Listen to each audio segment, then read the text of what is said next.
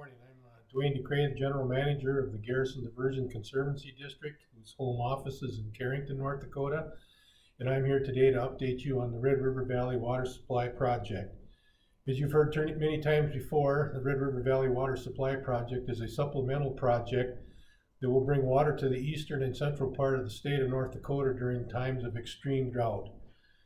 During the studies on this project, we had to get some permits from the Corps of Engineers, and the Corps of Engineers asked us to do some more modeling.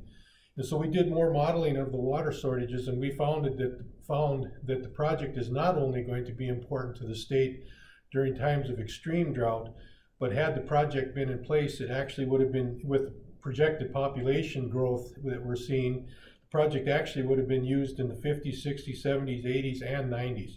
So as you can see, it is no longer just considered a supplemental water project. Garrison Diversion and the Lake Agassiz Water Authority are the two organizations that are working jointly in an effort to bring this project to fruition. Once completed, the Red River Valley Water Supply Project will have the ability to serve the eastern part of the state and the central part of the state, providing water up to 50% of the population of North Dakota. This last biennium, the project has made significant progress in the goal of starting construction. We met all the criteria that the legislature told us in the last session that we had to meet and check all those boxes before we could get funding for the project. We not only checked all those boxes, we got certified by the state engineer. The full State Water Commission blessed the project, and it went on to the budget section, and they agreed with the state engineer and the State Water Commission.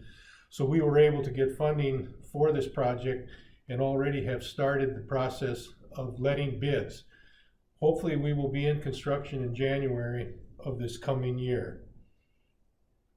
During the October State Water Commission, we asked for $5.75 million for the Missouri River intake, the wet well project, and another $1.13 million for property acquisition and to keep the project moving forward. Both of those requests were granted. At the December State Water Commission meeting, Garrison will request the funds for the transmission pipeline, first 1.5 miles at $7.8 million, and the Cheyenne River discharge structure at $1.76 million. This will assure the state of North Dakota that we will have substantial reliance on our permits and will be able to continue with the project until it is completed. Right now, in the first 1.5 miles, we have 100% of the easements acquired. We also own the property on the intake and the discharge structure.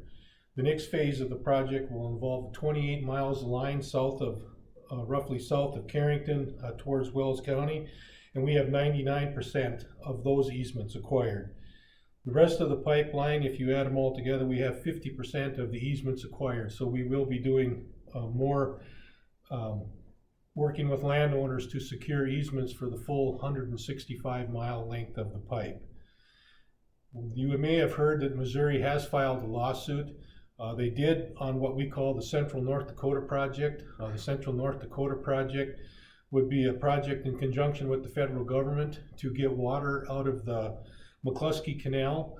If this is possible, we could save quite a bit in construction costs on the project, and also operating costs would go down because instead of a 600-foot lift, we would only have a 200-foot lift. So we continue to pursue that with the federal government. Right now, the federal government has said we can get water out of the canal, and we are in the process of negotiating a price on that water.